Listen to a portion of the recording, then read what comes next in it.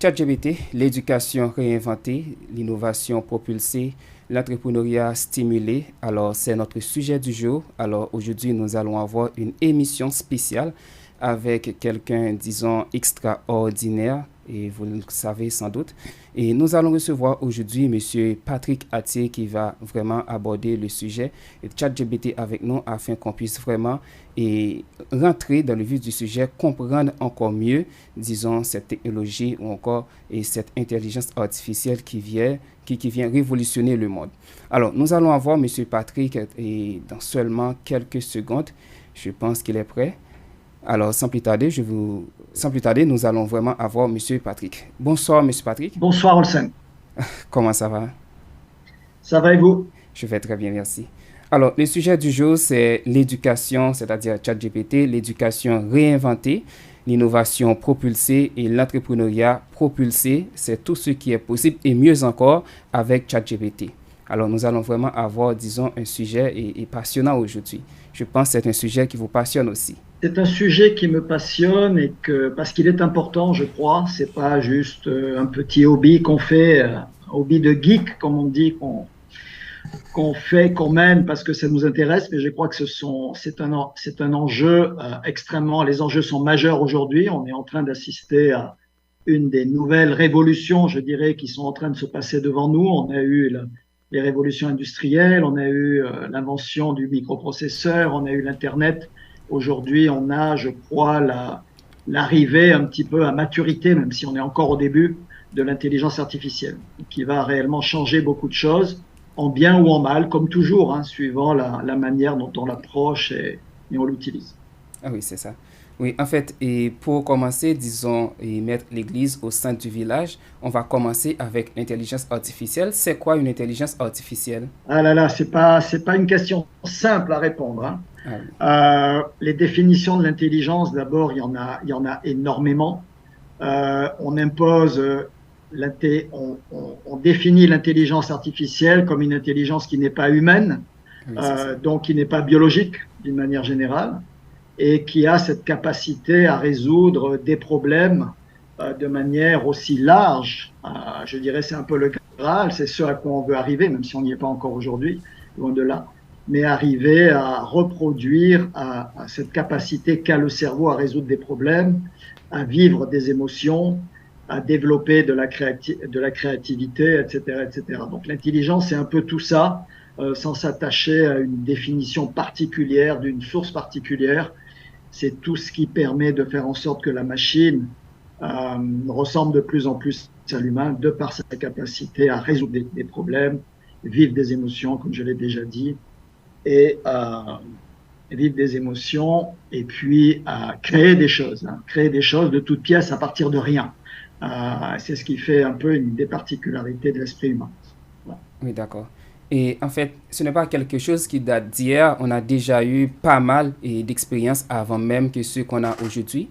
Alors, comment IA a-t-il, encore a-t-elle, vraiment évolué à travers le temps, au fil des années? Alors, comme je suis assez vieux pour en parler, hein, si je peux dire, quand j'étais étudiant, l'IA avait fait un premier buzz. C'était dans les années, entre les années 80 et 90, avec ce qu'on appelait les systèmes experts à l'époque.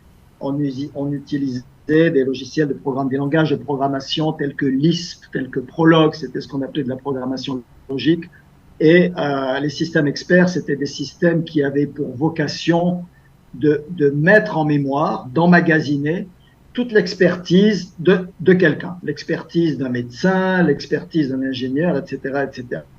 Donc il y avait des informaticiens très très compétents qui maîtrisaient ces langages de programmation, qui s'asseyaient avec l'expert, qui lui n'est pas nécessairement informaticien, et essayaient d'extraire toutes ces connaissances sous la forme, par exemple, en médecine, s'il y a tel symptôme A, B, C, D, E, alors en déduire tel diagnostic et alors proposer tel médicament, etc., etc. C'était quelque chose de très, c'était des structures d'arbres, hein, un Oui, c'est petit peu ça. en arbre qui étaient proposées pour ces systèmes experts. C'était un premier buzz et on disait déjà à l'époque, ah, l'intelligence artificielle va remplacer l'humain, elle devient aussi intelligente que le cerveau humain, etc., etc. Et puis, on n'en a plus entendu parler. On n'en a plus entendu parler pendant une trentaine, une quarantaine d'années, plus rien. à part dans les milieux un peu spécialisés. Et récemment, comme vous le savez, on a recommencé à parler de manière majeure, je dirais, de l'intelligence artificielle. Il y a, j'ose même pas dire quelques années, mais peut-être un an, 2 ans, c'est revenu sur la table, notamment avec la mise en ligne et l'accès public d'outils tels que ChatGPT. ChatGPT, ça fait quelques mois, hein, seulement, je crois, à la fin de l'année dernière qu'il il a été rendu accessible. Et ça a été une véritable révolution. Et on va en parler, on parlera un petit peu des causes tout à l'heure. Mais un des éléments clés qui a permis à l'intelligence artificielle de devenir ce qu'elle est en train de devenir aujourd'hui, c'est l'accessibilité de très, très grandes quantités de données. Les logiciels d'intelligence artificielle sont des ogres qui dévorent des données. Plus vous leur donnez des données à manger, plus ils grossissent, plus ils deviennent bons, intelligents, entre guillemets. Donc, les réseaux sociaux, l'avènement des réseaux sociaux, notamment les Facebook, les moteurs de recherche tels que Google, enfin, tous ces réseaux sociaux que nous utilisons et moteurs de recherche qui accumulent des données de toutes sortes depuis maintenant, on peut dire, plus d'une décennie, ont été, comment dire, de la nourriture pour les robots d'intelligence artificielle, les robots logiciels d'intelligence artificielle, qui ont maintenant suffisamment de données à manger, si je puis dire, pour pouvoir grossir et produire, je dirais, un semblant d'intelligence. Et ça donne des résultats tels que ceux qu'on voit aujourd'hui avec ChatGPT. Donc la quantité, le big data d'une manière générale, la quantité massive de données a permis à l'intelligence artificielle de vraiment avoir un développement quasi exponentiel ces dernières années, jusqu'à ce qu'on arrive à un truc comme ChatGPT qui est devant notre figure. Et quand on l'utilise, on se dit « Waouh, qu'est-ce que c'est que cette affaire ?» On n'avait pas vu ça depuis très longtemps. Donc, je dirais essentiellement la disponibilité de bases de données, de très, très grosses bases de données, d'outils mettant à la disposition des robots d'intelligence artificielle beaucoup de données pour pouvoir les nourrir et les rendre suffisamment performants pour accomplir les tâches pour lesquelles ils sont destinés. Oui, alors, disons, un tel outil, je pense que ça aurait dû rester entre les mains des grands groupes, c'est-à-dire Wall Street ou encore les firmes pharmaceutiques. Mais par contre, l'IA est accessible, je peux même dire, presque à tout le monde. En fait, quels sont les efforts qui ont été déployés afin qu'on arrive là? Je dirais qu'aujourd'hui, l'IA, c'est vrai pour le blockchain, c'est vrai pour la réalité virtuelle, la réalité augmentée. Toutes ces technologies aujourd'hui, je parle là d'un point de vue technique, sont accessibles à nos ingénieurs, qu'ils soient en Haïti, qu'ils soient en France, qu'ils soient aux États-Unis ou ailleurs. Elles sont accessibles en termes de coûts, elles sont très bon marché, voire gratuites, oui, et très accessibles en termes de complexité aussi. Aujourd'hui, c'est pas tellement plus compliqué de développer des applications utilisant le big data que de développer des sites web, ce qu'on peut considérer qu'en Haïti, quand même, on sait faire depuis des années. Donc, ces technologies, d'abord, sont accessibles techniquement à la jeunesse. Il ne faut pas penser que ce sont des choses de laboratoire, d'universités extrêmement riches, et pas pour d'autres personnes. Aujourd'hui, c'était vrai il y a quelques années, aujourd'hui, c'est entièrement faux. La deuxième chose, c'est que effectivement, comme vous l'avez mentionné tout à l'heure, il y a beaucoup de voix se sont élevées en disant écoutez, ces outils sont dangereux, il faut faire attention, on ne peut pas les mettre entre les mains de n'importe qui, ils peuvent être exploités, pas forcément pour l'intérêt du grand public, etc., etc. Et ça me permet d'introduire les créateurs d'outils tels que ChatGPT, notamment OpenAI, qui est une structure dont on parlera un peu plus tout à l'heure. C'est important de parler un petit peu de cette structure parce qu'il y a des choses qui sont dites sur Internet qui sont fausses et que j'aurais aimé un petit peu recadrer. Je crois que c'est assez important. Donc, une entité comme OpenAI a été créée dans un but au départ non lucratif, mais dont l'objectif est de s'assurer que les intelligences artificielles généralisent, c'est-à-dire c'est un peu le Graal de l'IA, c'est d'arriver à créer une intelligence artificielle qui n'est pas spécialisée dans un domaine pour une tâche particulière, mais qui est comme le cerveau humain, qui peut s'adapter à toutes sortes de situations, trouver des solutions dans toutes sortes de situations, apprendre toutes sortes de choses et devenir performante dans toutes ces situations. Et donc, OpenAI a cet objectif. OpenAI dit, nous allons arriver tôt ou tard à développer un outil qui va ressembler le plus possible au cerveau humain et nous devons nous assurer que cet outil est utilisé à des fins éthiques. Oui. Et c'est l'objectif, je dirais, fondamental, la mission fondamentale de OpenAI, le créateur de ChatGPT, c'est d'arriver à ça. Donc, pour répondre à votre question, accessibilité, oui, pour les personnes plus techniques, au même titre que les outils de développement de sites Internet, etc. Mais aussi, il y a aujourd'hui des entités, comme on a dit OpenAI, qui sont là pour essayer de s'assurer que les utilisations de l'intelligence artificielle restent quand même dans un cadre éthique et ne sont pas faites dans un cadre qui aille au détriment, je dirais, de l'espèce humaine en général. Parce qu'il y a des risques, il y a de vrais risques, et là aussi on en parlera un petit peu plus tout à l'heure. Oui, et ça, on peut le constater en utilisant ChatGPT ou encore tout en demandant une requête, disons négative ou encore quelque chose vraiment péjoratif. Alors, l'intelligence va vous dire carrément que elle n'a pas été conçue pour ça. En tant qu'une intelligence artificielle, ce n'est pas possible de faire appel ou encore de répondre à cette requête. Oui, alors nous allons entrer dans une partie, disons, intéressante dans le sujet. C'est comment l'intelligence artificielle peut-elle renforcer l'éducation en fournissant, disons, des ressources d'apprentissage personnalisées et tout en soutenant, disons, les enseignants. C'est qu'aujourd'hui, pour rester à, je dirais, à un niveau politique, mais politique, je dirais, politique de l'éducation, c'est qu'aujourd'hui, il y a deux grandes écoles. Il y a l'école que je dirais plutôt américaine, qui consiste à dire, voilà, il faut utiliser l'outil, on doit utiliser l'outil, c'est extrêmement important, on doit le maîtriser tout de suite et il faut foncer. Et la deuxième école, qui elle dit plutôt le contraire. Les enseignants disent, ah non, non, non, il faut surtout pas utiliser l'outil, il est trop dangereux, les étudiants vont copier, ils feront de moins en moins d'efforts pour préparer leur projet, etc., etc. Ce qui, je pense, mais ça ce n'est que mon humble avis, oui, est une bêtise monumentale.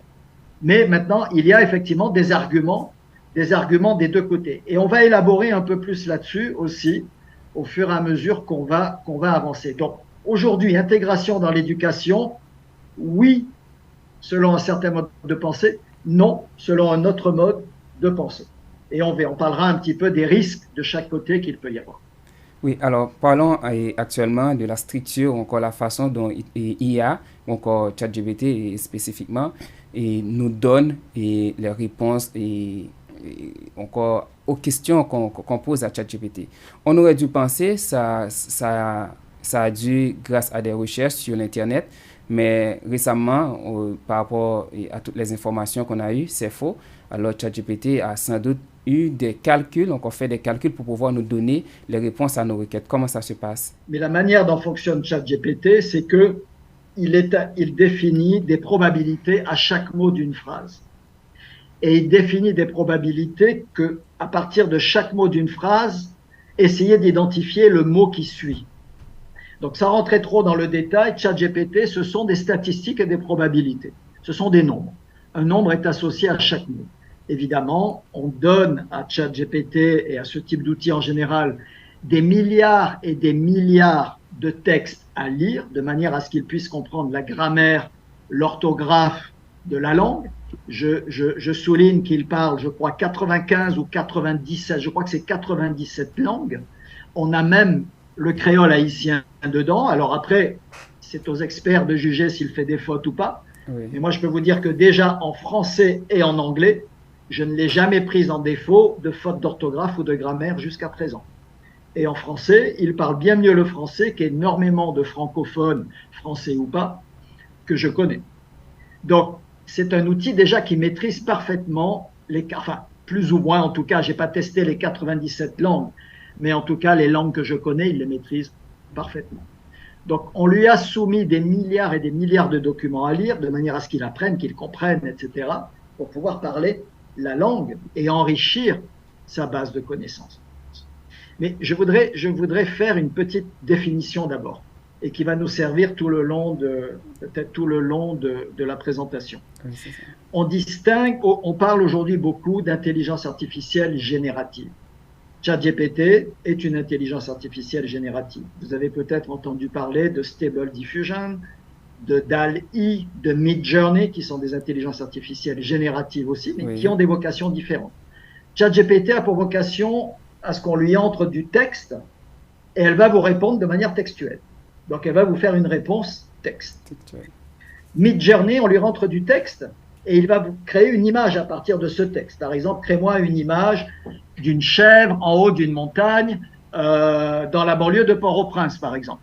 Et il va aller chercher dans des milliards et des milliards de sources d'informations pour pouvoir créer cette image. Donc, vous voyez, vous avez aussi des outils dont j'ai oublié le nom qui vous permettent, à partir d'un texte, de créer une musique. Crée-moi, par exemple, un beat des années 80 de type disco avec telle et telle caractéristique.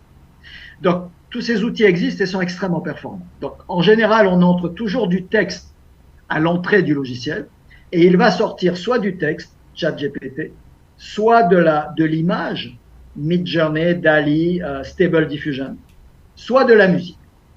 Donc, mais on entre toujours du texte. Et ce texte, ça va être notre deuxième définition. On va l'appeler un prompt, P-R-O-M-P-T. Ce prompt, je vais l'écrire dans le chat. Ce terme, vous allez le retrouver très souvent lorsque vous allez utiliser des intelligences artificielles génératives. Le prompt, c'est l'invite. On invite l'outil à répondre à un problème qu'on lui pose.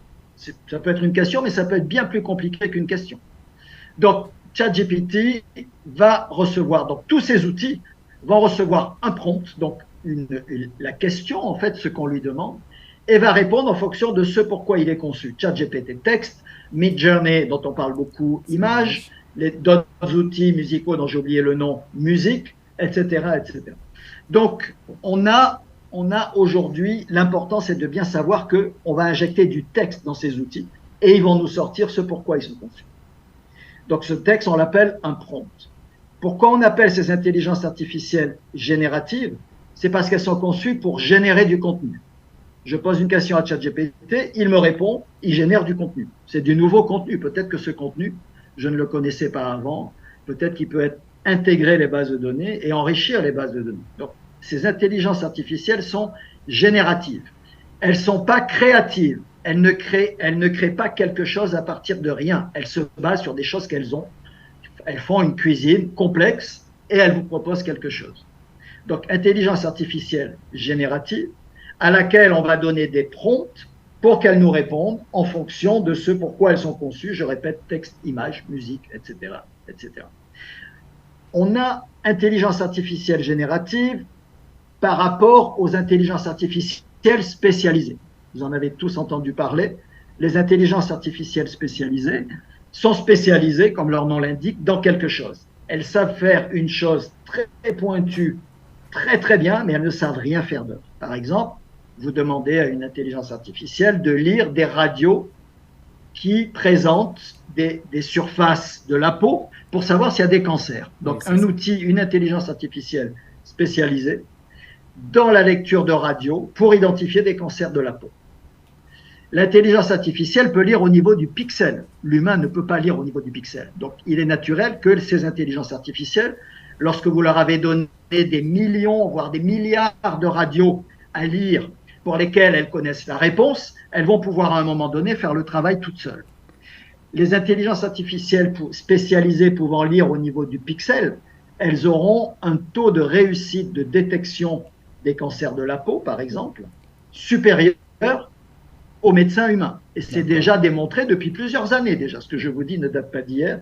Il y a déjà des outils qui le font depuis plusieurs années et qui ont démontré un taux de succès de diagnostic supérieur à celui du spécialiste humain. Donc, on a intelligence artificielle générative, intelligence artificielle spécialisée, les prompts qu'on injecte aux IA génératives, et après, on a, je dirais, le Graal, la Rolls-Royce de l'intelligence artificielle, c'est l'intelligence artificielle généraliste, les IGA, les Intelligence General Artificial General Intelligence, et AGI, qui, elles, ont pour rôle non plus d'être spécialisées, mais de savoir tout faire. Donc, imaginez une machine qui a une puissance de calcul extrêmement importante, qui a toutes les bases de données en tête, qui a la capacité d'apprendre à peu près tout. Imaginez le résultat qu'elle peut produire comparé à un cerveau humain. On n'y est pas encore.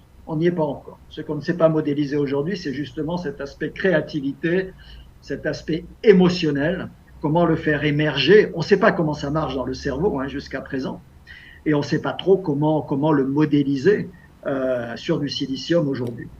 Donc voilà un petit peu où on en est. On a des outils extrêmement performants, mais l'IAG, l'intelligence artificielle généraliste, on est encore en train de travailler dessus. Et c'est l'objectif d'OpenAI, c'est d'arriver à créer une intelligence artificielle généraliste. Lorsqu'on va parler un peu plus de ChatGPT, vous verrez que ChatGPT peut être assimilé à quelque chose de généraliste, parce que vous pouvez lui poser des questions dans toutes sortes de domaines, elle va vous répondre. Parfois, elle va faire des erreurs. Parfois, elle va vous dire des bêtises, d'ailleurs, aussi, de grosses bêtises. Mais globalement, elle va vous répondre. Et très souvent, elle va vous répondre des choses très pertinentes. Donc, on est entre l'intelligence artificielle, je dirais, générative, un peu spécialisée, puisqu'elle ne fait que du texte, mais elle est généraliste un peu, dans le sens, je dis bien un peu, on n'y est pas encore, dans le sens où vous pouvez lui poser des questions, non pas dans un domaine particulier, mais dans toutes sortes de domaines, et elle va vous répondre. Voilà, donc je voulais cadrer un petit peu la discussion avec ces définitions, parce qu'on va les utiliser souvent, et vous les verrez revenir dans les médias, dans la presse, lorsqu'on parlera de ces sujets-là de plus en plus souvent. Voilà. Oui, avant de passer, disons, à autre chose, alors j'ai vu qu'il y a, disons, une sorte de peur de cette intelligence artificielle généraliste où les gens, surtout dans les médias, ont dit que c'est possible et que cette intelligence crée, disons, une autre intelligence à lui tout seul. Parce que, disons, un développeur va développer cette intelligence et aller se coucher, et l'intelligence elle-même va pouvoir travailler encore et encore, jour et nuit, 24 heures sur 24. Alors, c'est possible de pouvoir, selon les journalistes surtout, c'est possible de pouvoir fabriquer elle-même une autre intelligence artificielle. Est-ce que c'est possible d'en arriver là? Certainement. Et bon, je suis pas sûr d'avoir bien compris la question, mais vous me direz si je réponds à côté ou si j'ai compris effectivement votre question, Olsen. Comme vous le savez, aujourd'hui, on parle beaucoup des fake news, des deepfakes. Avec un exemple, avec du deepfake, on a créé un discours d'Obama qui est quasi parfait, avec le mouvement des lèvres d'Obama, oui, etc., en lui faisant dire ce qu'il n'a jamais dit. Je crois qu'il déclarait la guerre à un pays ou quelque chose comme ça. Je suis pas sûr, mais et il y a beaucoup d'exemples de ça. Aujourd'hui, c'est très simple techniquement de faire ça. Si vous avez un peu de temps sur les mains, des logiciels qui sont soit gratuits, soit qui coûtent $100 ou 200 ou $300, vous pouvez créer des deepfakes. Mais vous savez, c'est comme toutes les technologies. Est-ce que vous arrêtez de conduire parce que vous pouvez faire un accident? Est-ce que vous arrêtez d'utiliser votre voiture parce que vous pouvez vous faire attaquer sur la route? Est-ce que vous arrêtez de conduire votre voiture parce qu'il y a des trous sur la route? Non. Vous connaissez les risques, mais vous vous dites que les avantages dépassent les inconvénients que produisent les risques. Est-ce que vous arrêtez de prendre l'avion parce qu'il y a des avions qui s'écrasent parfois? Non. Vous vous dites, bon, j'espère que ça ne va pas arriver, mais ça ne nous empêche pas de... Et on pourrait énumérer les exemples comme ça de technologies. Toutes les technologies ont deux personnalités, je dirais. Une qui est bonne, une qui est diabolique, entre guillemets, et une qui est angélique, entre guillemets. Après, la question n'est pas de dire, je crois que la stratégie qui consiste à dire je n'utiliserai pas cet outil parce qu'il présente ces risques, c'est aussi ridicule, à mon avis, que de dire je n'utilise pas la voiture parce que je peux faire un accident avec. La question qui se pose, c'est est-ce que je veux être dépassé parce que de toute façon, je serai obligé de l'utiliser à un moment donné, demain, dans 6 mois, dans 1 an, dans 2 ans, parce que je serai complètement dépassé, je n'aurai pas d'autre choix que d'essayer de rattraper rapidement de toute façon la chose. C'est arrivé pour Google, au début, quand Google est sorti, les gens vous disaient c'est un outil de technique, d'ingénieur, etc. Et puis on s'est rendu compte à un moment donné qu'on devait l'utiliser, qu'il n'y avait pas le choix, c'est une question de compétitivité. Et je crois que des outils comme ChatGPT n'échapperont pas à cette règle. On ne peut pas se permettre d'adopter la politique de l'autruche. Je crois que ça serait une énorme erreur, parce que la politique de l'autruche va nous étouffer à un moment donné, de toutes les façons. Donc il vaut mieux se l'approprier, le maîtriser, et pouvoir accompagner ceux qui l'utilisent. Dans le secteur éducatif dont vous parlez, et je pense que c'est plus intéressant de montrer aux étudiants peut-être comment l'utiliser, comment les encadrer, même si eux l'utilisent déjà. Il faut se dire qu'ils ne nous ont pas attendus pour l'utiliser, mais peut-être les rendre plus conscients des risques, de ce qu'ils peuvent faire avec, ce qu'ils ne peuvent pas faire avec, comment mettre en jeu leur esprit critique pour pouvoir juger ce que leur produit l'intelligence artificielle. Là aussi, on verra, il y a des exemples intéressants, notamment à Harvard, qui sont mis en œuvre, justement pour s'assurer que tout est fait dans un cadre à peu près correct. Donc, oui, il y a ces dangers, oui, il y a les deepfakes, oui, on peut fabriquer à peu près n'importe quoi aujourd'hui, sur n'importe qui, ça ne pose pas un grand problème. Après, est-ce que ça suffit pour dire je n'utiliserai pas l'outil? Parce que de la même manière, il y a de plus en plus d'outils maintenant de journalistes d'investigation, journalistes d'investigation. Vous avez parlé des médias tout à l'heure, qui utilisent l'intelligence artificielle justement pour débunker des fake news. Ah oui, donc ces outils d'intelligence artificielle vous permettent aussi, dans une certaine mesure, si vous savez d'abord qu'ils existent et si vous apprenez à les utiliser, vous permettent aussi de voir si quelque chose qui est mis en ligne est une fake news ou pas.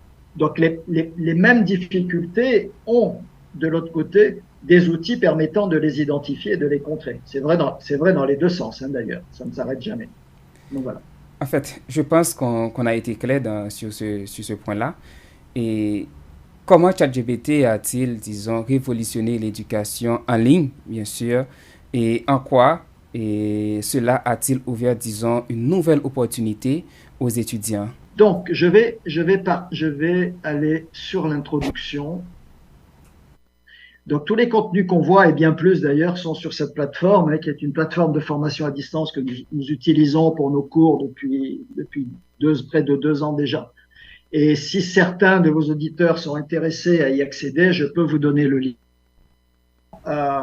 Ce que je voudrais commencer à dire pour ne pas perdre de temps, c'est que bon, tout ça, on l'a vu, c'est un outil qui permet de créer des contenus. On peut même générer du code pour les programmeurs. On peut générer du code à partir de ces outils qui ont été, je dirais, entraînés sur des milliards de lignes de code aussi. Donc, ils peuvent produire en fonction de ce que vous leur demandez du code, pas forcément optimisé, mais qui très souvent fonctionne. Alors, l'objectif d'OpenAI, c'est une organisation fondée en 2015, de type non dans l'évolution de la structure, il se passe des choses intéressantes. Donc, l'objectif est de construire une IA généraliste, une AGI, comme on disait tout à l'heure, capable d'accomplir n'importe quelle tâche intellectuelle. Elle est gérée par un conseil de direction, ou conseil des directeurs, qui décide du moment à partir duquel cet objectif de créer une AGI est atteint. Le conseil des directeurs s'assure aussi que l'utilisation de cette production est faite à des fins éthiques. C'est l'une des principales vocations d'OpenAI. Ça, c'est important de le savoir. Alors, initialement, dans sa version non profit, OpenAI a levé 130,5 millions de dollars. Ils avaient prévu d'en lever 1 milliard. Ils en ont levé que, je dis bien que entre guillemets, 130,5 millions.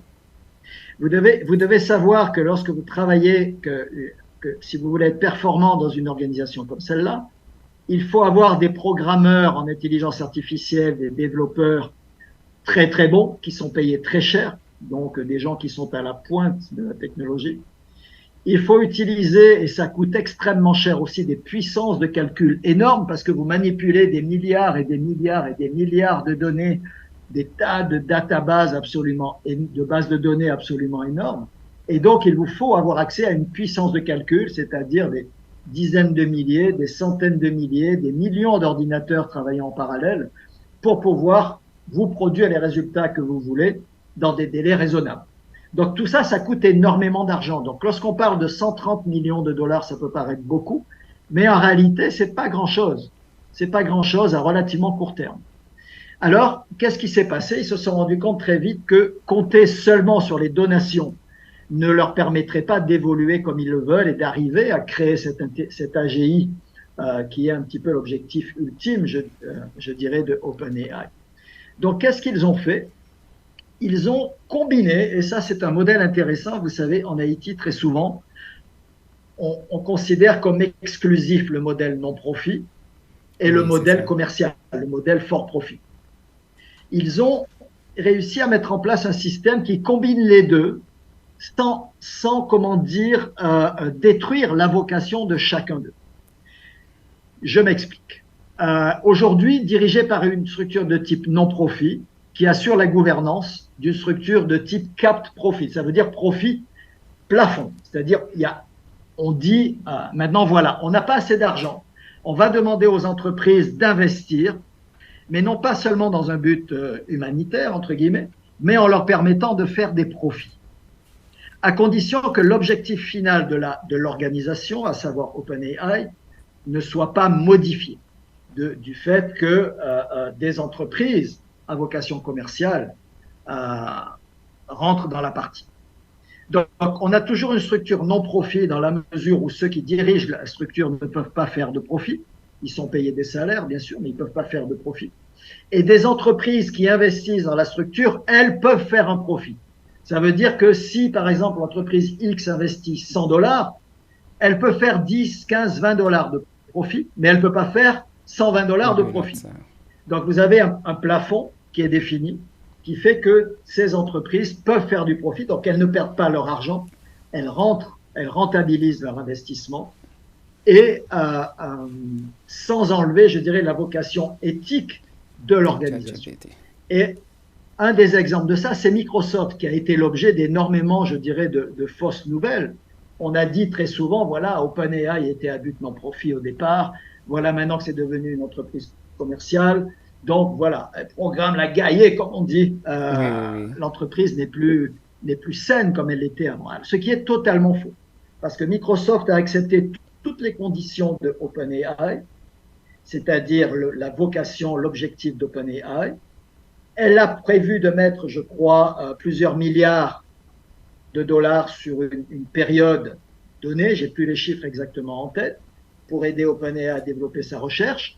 En échange, OpenAI qui met en code source ouvert tout ce qu'il fait, Microsoft le récupère et l'intègre dans ses moteurs de recherche. Par exemple, Bing aujourd'hui s'inspire de ce qui a été fait par OpenAI pour introduire de l'intelligence dans Bing. Donc voilà qu'il y a un intérêt pour Microsoft, mais la vocation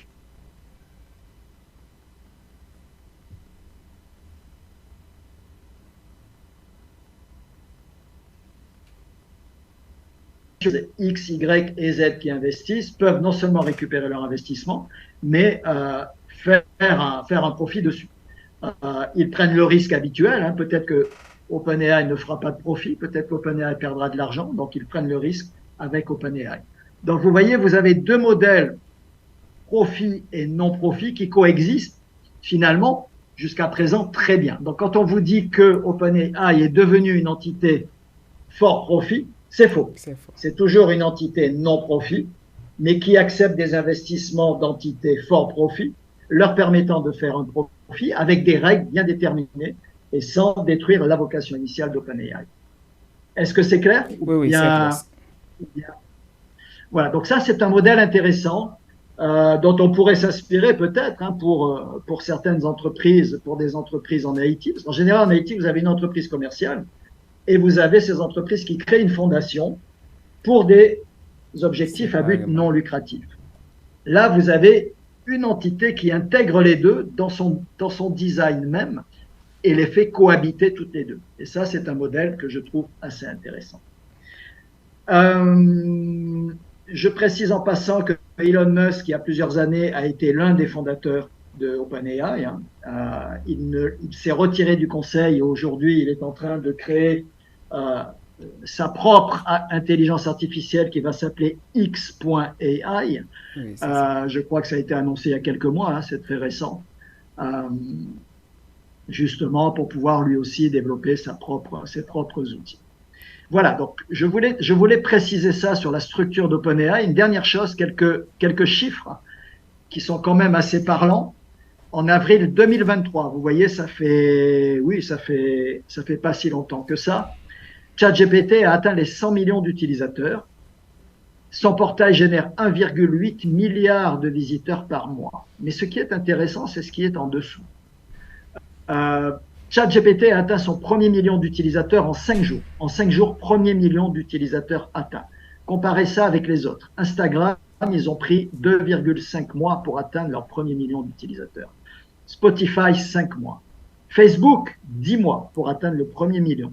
Netflix, 3 ans et demi pour atteindre son premier million. ChatGPT, 5 jours. Ça parle quand même. Et on parle de premiers millions d'utilisateurs qui ne sont pas des ingénieurs, informaticiens, des programmeurs chevronnés. On parle de gens comme vous et moi qui cherchent à augmenter leur productivité et à se dire, tiens, essayons l'outil pour voir si effectivement il peut nous être utile. Donc, je voulais préciser ça. Alors après, comment ça marche, on en a très vaguement parlé tout à l'heure. Je ne vais pas m'attarder là-dessus, sinon je risque de vous garder jusqu'à 5 heures de l'après-midi. Un autre élément quand même important de ChatGPT, c'est que la mémoire de ChatGPT sur laquelle on va travailler là aujourd'hui s'arrête en septembre 2021. Donc tout ce qui s'est passé après septembre 2021, il ne sait pas. Si vous lui demandez par exemple quel est le président actuel de la France, il vous dira je ne sais pas, ma mémoire s'arrête en 2021, mais en 2021 ou avant c'était Monsieur Macron. Donc après c'est à vous à juger ce que vous faites. Vous avez voilà un exemple ici où il vous dit que à l'époque en 2021, vous voyez, le président des États-Unis était Joe Biden. Voilà, il venait d'être élu, je crois, ou quelque chose comme ça. Donc voilà un petit peu Alors, deuxième chose que je voudrais dire avant de rentrer un peu plus dans le vif du sujet, c'est que ces outils, ils ont en général deux couches. Ils ont la première couche logicielle qui est les réseaux neuronaux, les algorithmes qui sont derrière et tout ça, leur fonctionnement interne.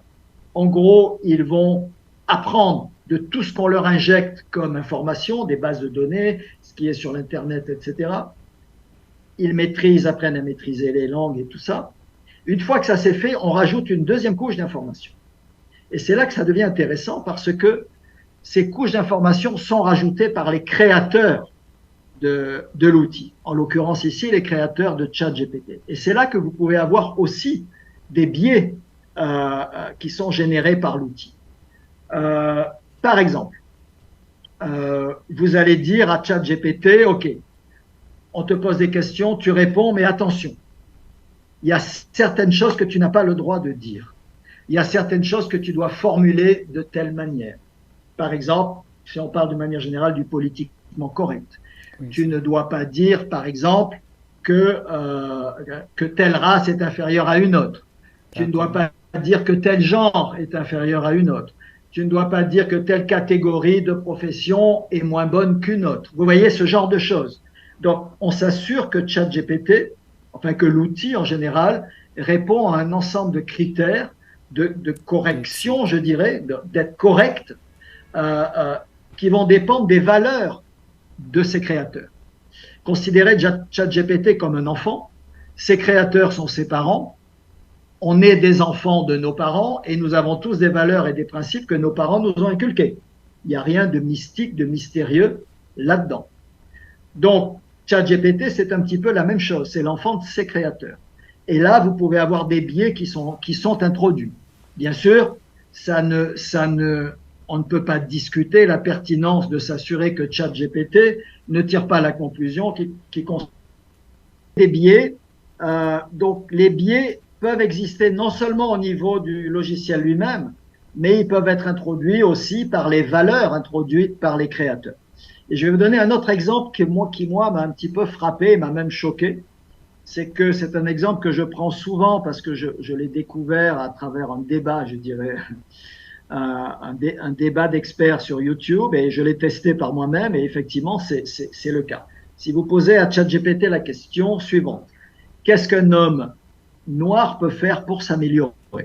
Il va vous répondre des choses très soft. Il doit continuer à se former, formation continue, participer à des activités, etc., etc. Des choses qui ne sont pas choquantes, a priori, aucun problème. Mais si vous posez la même question avec l'homme blanc, il va vous dire que l'homme blanc doit être conscient du fait qu'il a exploité l'homme noir dans le passé. Et en gros, il est en train de dire que l'homme blanc doit avoir mauvaise conscience d'avoir exploité l'homme noir. Alors, pourquoi ça me choque? Parce que c'est pas pour nier l'histoire existe. mais j'ai du mal à accepter qu'on dise à mes enfants, s'ils sont noirs, que les enfants blancs qui sont assis dans la même salle de classe qu'eux sont mauvais parce parce que leurs ancêtres les ont exploités, ou qu'on dise à mes enfants blancs qu'ils sont mauvais parce que leurs ancêtres ont exploité les enfants noirs, alors que ces enfants dans la salle de classe sont innocents, ils n'ont rien à voir avec tout ça. Vous voyez? Donc là, il y a des biais qui peuvent être dangereux. Dire à l'intelligence artificielle qu'elle ne doit pas dire qu'une race ou une catégorie de personnes ou une couleur ou un genre n'est pas meilleur que l'autre, j'ai pas de problème avec ça. Ce sont des principes universels et il n'y a aucun problème avec ça. Mais quand vous commencez à dire qu'un tel est mauvais parce que dans l'histoire il s'est passé telle chose et qu'un tel est bon, à ce moment-là, vous êtes en train de créer des conflits au niveau des enfants, dès le plus jeune âge. Vous êtes en train de créer des conflits et de créer des générations d'enfants qui vont se détester alors qu'ils n'ont pas de raison fondamentale de se détester. Apprendre l'histoire, il n'y a aucun problème. L'histoire est là, on ne peut pas l'enlever, elle est ce qu'elle est. Mais ça dépend aussi comment on vous l'introduit. Vous voyez, donc, il faut faire attention à ces biais, toujours avoir son esprit critique et pouvoir se dire, lorsque ChatGPT vous répond, pouvoir se dire, oulala, attention, qu'est-ce qu'il me raconte là? Il faut que je sois prudent avec ça, etc., etc. Vous voyez, je vais refaire le share. D'accord. Je vais refaire le share. Est-ce que vous voyez l'écran? Oui, c'est OK. Très bien. D'accord. On va rentrer un petit peu maintenant dans l'outil lui-même. Hein. Est-ce que vous aviez entre-temps d'autres questions, des clarifications que vous vouliez demander? Non, on peut avancer. Ça va? OK. Je vais ici aller dans la leçon lien utile. Vous pourrez voir, pour ceux qui s'inscrivent sur cette formation, ici il y a quelques liens. Et ça, c'est un élément important aussi dont on n'a pas encore parlé, mais je ne vais pas m'étaler dessus. D'abord, je ne suis pas un expert du sujet, donc j'aurai du mal. Mais soyons conscients qu'il existe l'aspect légal de ces outils. N'oubliez pas que ces outils utilisent des milliards et des milliards d'informations créées par d'autres. Donc, vous pouvez avoir un problème lié à la propriété intellectuelle à un moment donné. Lorsque ChatGPT va vous répondre, des gens peuvent dire, ouais, mais attention, cette réponse, il l'a prise parce que moi, j'ai fait telle chose. Le cadre légal aujourd'hui n'est pas encore bien défini aux États-Unis et en Europe. Il est en train d'être défini. Probablement d'ici 1 an, 2 ans, 3 ans, les choses seront probablement beaucoup plus précises et il y aura des lois très précises pour ces outils. Mais aujourd'hui, c'est encore un peu flou. C'est pour ça que vous avez pas mal de procès qui sont en train d'être créés contre OpenAI, hein, et pas que d'ailleurs. De gens qui disent attention, il faut me payer parce que vous avez généré telle réponse et telle réponse, vous n'auriez pas pu la générer si j'avais pas créé tel contenu. Alors, on va pas débattre de la pertinence ou pas, hein. Il y a des attaques en justice qui sont pertinentes, d'autres qui ne sont pas très solides. Après, il faut voir, mais ce sont ces décisions de justice aussi qui vont aider à façonner un petit peu le cadre légal qui va être mis en place. Donc sur l'aspect légal, vous avez 3 liens. Il y en a un qui est intéressant ici, sur l'aspect méthodologie d'apprentissage, hein, c'est un petit peu plus le sujet qui vous intéresse. Vous avez l'expérience d'un professeur de Harvard qui est intéressant. Ce professeur de Harvard s'est posé la question, est-ce que je dois interdire ou est-ce que je dois autoriser? Et ce qu'il a fait, il a non seulement autorisé, mais il a demandé à ses étudiants, dans le cadre d'un projet, d'utiliser ChatGPT. Donc les étudiants, vous imaginez, étaient contents, ils se sont dit super, ça va nous prendre 5 minutes pour faire le projet, on va pouvoir faire un superbe copier-coller et on va remettre ça au prof. Mais il leur a dit attention, il y a quand même un mais. En plus de la réponse que va vous générer ChatGPT, vous allez chercher sur Internet, avec Google ou les moteurs de recherche traditionnels, tous les arguments et les sources d'arguments que vous pouvez trouver qui vont dans le sens de la réponse de ChatGPT. Et vous allez aussi chercher tous les arguments qui vont dans le sens contraire de la réponse de ChatGPT. Donc maintenant, vous avez 3 choses. Vous avez les arguments pour, les arguments contre et la réponse de ChatGPT. Vous combinez les 3 et vous me remettez un rapport pour votre projet.